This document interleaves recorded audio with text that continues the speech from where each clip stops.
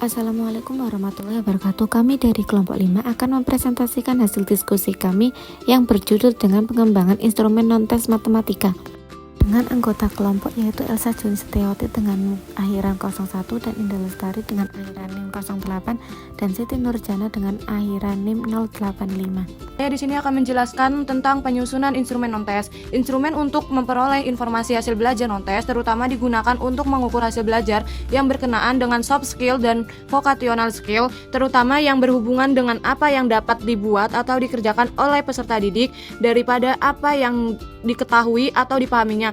Dengan kata lain, instrumen seperti itu terutama berhubungan dengan penampilan yang dapat diamati daripada pengetahuan dan proses mental lainnya yang tidak dapat diamati dengan indera.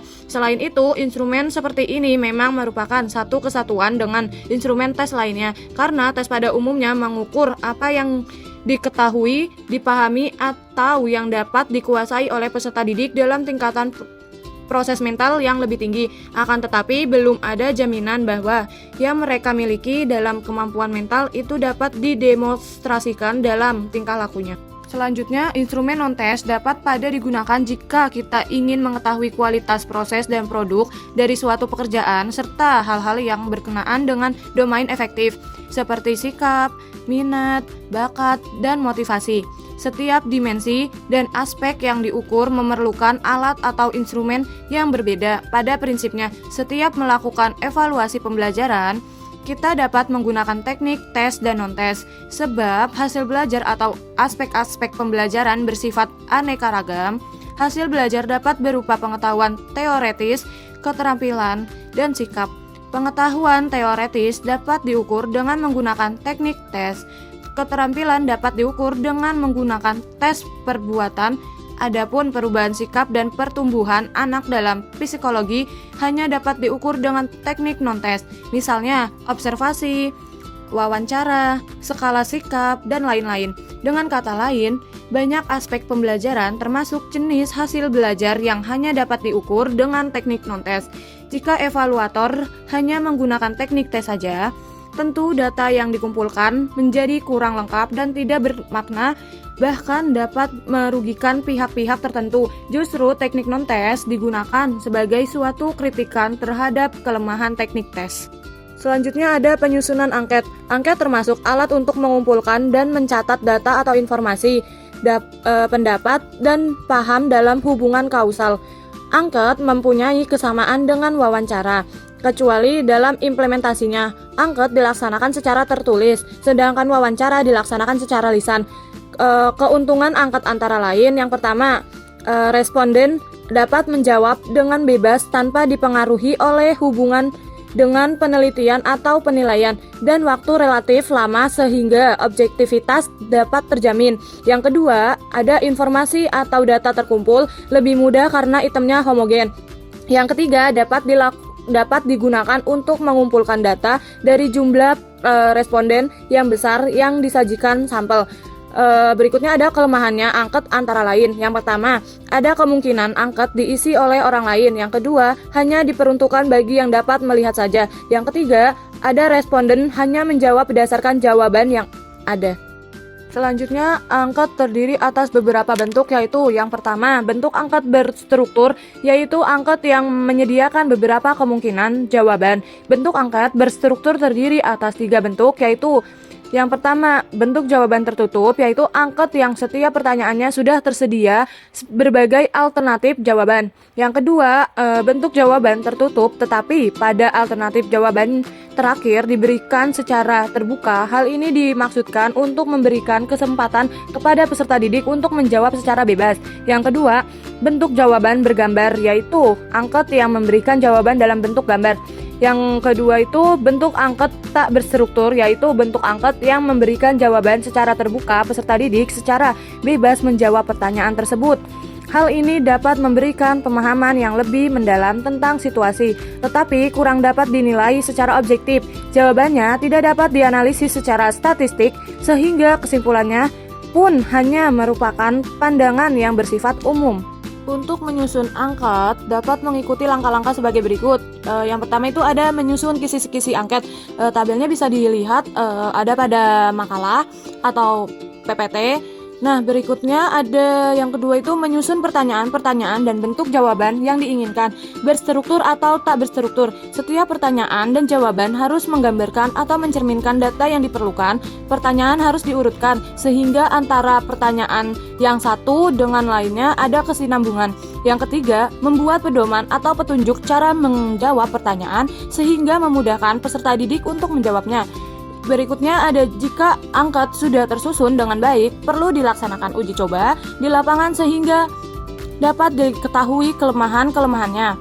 Berikutnya, angket yang sudah diuji cobakan dan terdapat kelemahan perlu direvisi, baik dilihat dari bahasa, pertanyaannya maupun jawabannya. Berikutnya, mengadakan angket sesuai dengan banyaknya jumlah peserta.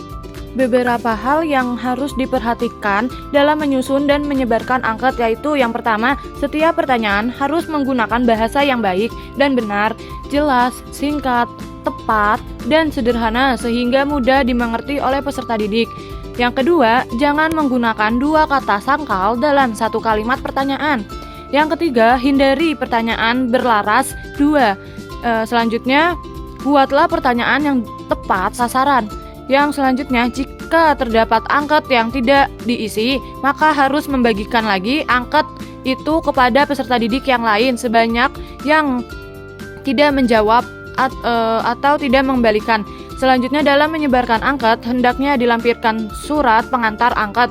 Yang terakhir, hendaknya jawaban tidak terlalu banyak dan tidak perlu terlalu sedikit. Selanjutnya ada penyusunan lembar observasi. Observasi adalah suatu proses pengamatan dan pencatatan secara sistematis, logis, objektif, dan rasional mengenai berbagai fenomena, baik dalam situasi yang sebenarnya maupun dalam situasi buatan untuk mencapai tujuan tertentu. Alat yang digunakan dalam melakukan observasi tidak hanya digunakan dalam kegiatan evaluasi, tetapi juga dalam kegiatan penelitian, terutama penelitian qualitative research. Tujuan utama observasi adalah satu, untuk mengumpulkan data dan informasi mengenai suatu fenomena baik yang berupa peristiwa maupun tindakan, baik dalam situasi yang sesungguhnya maupun dalam situasi buatan. Yang kedua, untuk mengukur perilaku kelas, baik perilaku guru maupun perilaku peserta didik, interaksi antar peserta didik dan guru, dan faktor-faktor yang dapat diamati lainnya, terutama kecakapan sosial atau social skill. Dalam evaluasi pembelajaran, observasi dapat digunakan untuk penampilan guru dalam mengajar, suasana kelas, hubungan sosial sesama peserta didik, hubungan guru dengan peserta didik, dan perilaku sosial lainnya. Selanjutnya ada karakteristik observasi antara lain, satu, mempunyai arah dan tujuan yang jelas. Hal ini dimaksudkan agar pelaksanaan observasi tidak menyimpang dari permasalahan. Sebab itu, dalam pelaksanaannya evaluator harus menggunakan alat yang disebut dengan pedoman observasi. Yang kedua, bersifat ilmiah, yaitu dilakukan secara sistematis, logis, kritis, objektif, dan rasional ketika terdapat berbagai aspek yang akan diobservasi. Dan yang keempat, praktis penggunaannya. Langkah-langkah penyusunan pedoman observasi adalah sebagai berikut. Yang pertama adalah merumuskan tujuan observasi. Yang kedua, membuat layout atau kisi-kisi observasi. Yang ketiga, menyusun pedoman observasi. Yang keempat, menyusun aspek-aspek yang akan diobservasi, baik yang berkenaan dengan proses pembelajaran, peserta didik, dan kepribadiannya maupun penampilan guru dalam pembelajaran. Yang kelima, melakukan uji coba pedoman observasi untuk melihat kelemahan-kelemahan pedoman observasi. Yang keenam, merevisi pedoman observasi berdasarkan hasil uji coba. Yang ketujuh, melakukan observasi pada saat kegiatan berlangsung. Dan yang terakhir, mengelola dan menafsirkan hasil observasi. Selanjutnya yaitu penyusunan inventori kepribadian. Inventori kepribadian hampir serupa dengan tes kepribadian. Bedanya pada inventori, jawaban peserta didik tidak memakai kriteria benar salah. Semua jawaban peserta didik adalah benar selama dia menyatakan sesungguhnya. Walaupun demikian, dipergunakan pula skala-skala tertentu untuk kuantifikasi jawaban sehingga dapat dibandingkan dengan kelompoknya.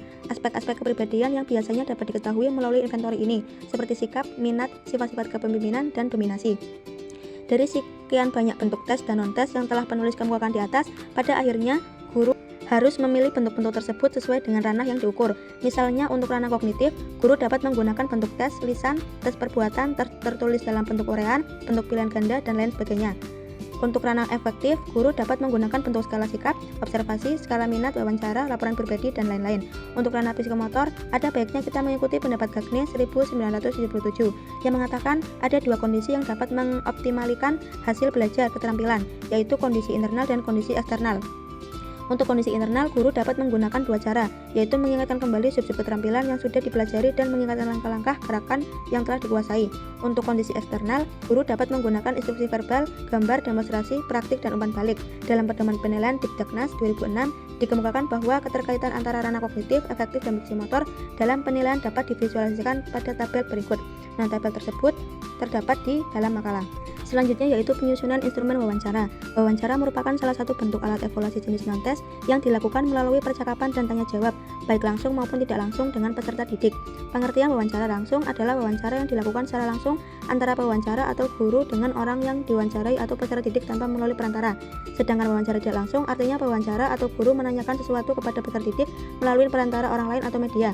Jadi tidak menemui langsung kepada sumbernya. Nah, di sini ada tujuan wawancara. Yang pertama itu untuk memperoleh informasi secara langsung guna menjelaskan suatu hal atau situasi dan kondisi tertentu. Yang kedua, untuk melengkapi suatu penyelidikan ilmiah. Dan yang terakhir yaitu untuk memperoleh data agar dapat mempengaruhi situasi atau orang tertentu.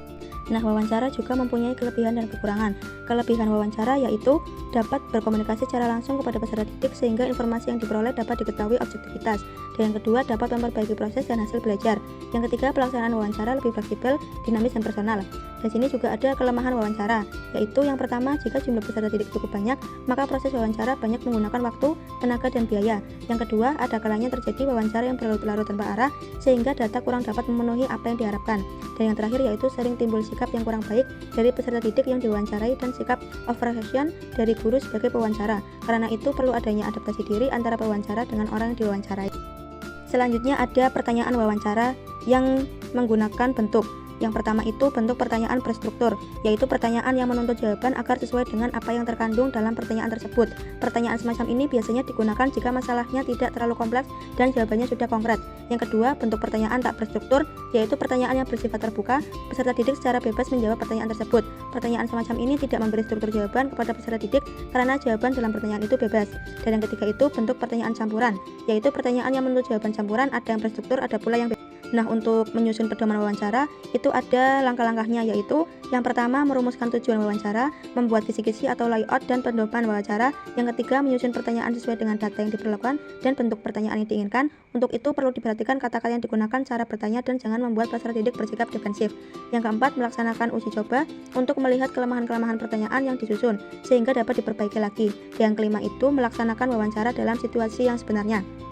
Di sini ada contoh kisi-kisi pedoman wawancara, bisa dilihat di makalah, dan untuk format pedoman wawancara juga terdapat di makalah. Selanjutnya itu ada melaksanakan wawancara yang harus diperhatikan. Yang pertama itu hubungan baik antara pewawancara dengan orang yang diwawancarai perlu dipupuk dan dibina sehingga akan tambah hubungan yang akrab dan harmonis. Yang kedua, dalam wawancara jangan terlalu kaku. Tunjukkan sikap yang bersahabat, bebas, ramah, terbuka, dan adaptasikan diri dengannya. Yang ketiga, perlakukan responden itu sebagai sesama manusia secara jujur. Yang keempat, hilangkan prasangka-prasangka yang kurang baik sehingga pertanyaan-pertanyaan yang diajukan bersifat netral. Dan yang terakhir yaitu pertanyaan hendaknya jelas, tepat, dengan bahasa yang sederhana. Baik, penyampaian materi sudah selesai. Kami haturkan terima kasih dan mohon maaf apabila ada kesalahan. Wabillahi taufiq wal hidayah. Wassalamualaikum warahmatullahi wabarakatuh.